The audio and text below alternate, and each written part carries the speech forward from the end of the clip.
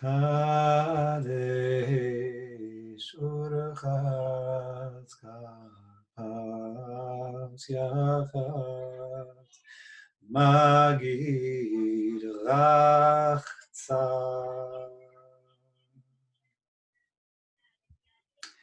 Earlier in the night, we had Urchatz. We washed our hands to eat the karpas, vegetables, and salt water. And now we've told the story of liberation. We've told the story of slavery. And we've told the story of redemption. We've spoken about the miracles. We've spoken about the suffering. We've spoken about being taken out of our painful situation and led from a state of oppression into a state, an expansive state where we can sing God's praises. And now we're washing our hands again. Now, simply stated, we're washing our hands because we're about to eat the matzah. And just like we wash hands before we eat bread, so we wash our hands before we eat the bread of this holiday. But there's another piece of Rachtza, literally cleansing, that is relevant for us here tonight. And my association here is the following, takes us all the way back to the beginning, almost preemptive stages before the process of redemption began. And this is when we see somebody go lirchotz. There's somebody who goes to cleanse.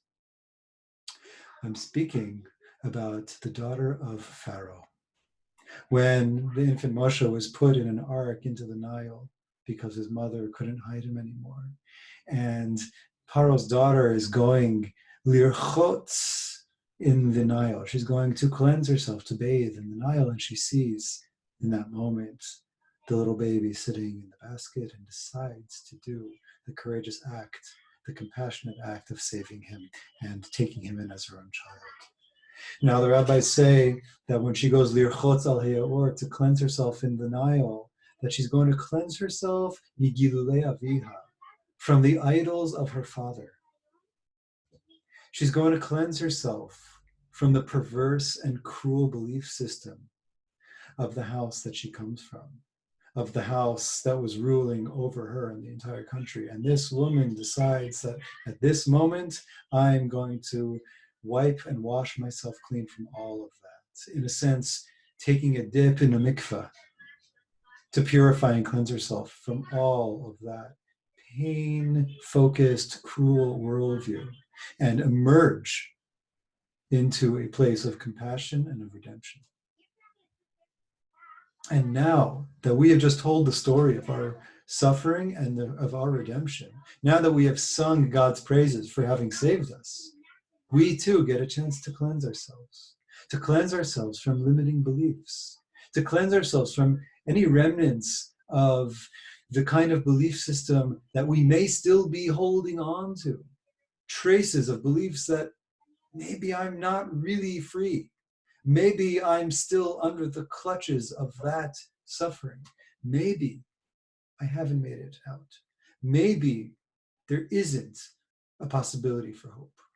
And here at Rachtza, after we've told that story and sung Dayenu, Dayenu, Dayenu on every single step of the salvation, on every single miracle, from the smallest to the biggest, from the complete to the incomplete, recognizing the miraculous things that God has done for us over and over and over again, we get a chance to bathe in that realization. We get a chance to wash ourselves from any limiting beliefs that might still be dragging along within us. And this brings us back to also the trust of Urchatz that we spoke of. Beyana Rachitz, I place faith and trust in this moment, in this experience. At Rachtza, I'm washing myself to make sure that I'm ready to emerge clean and redeemed.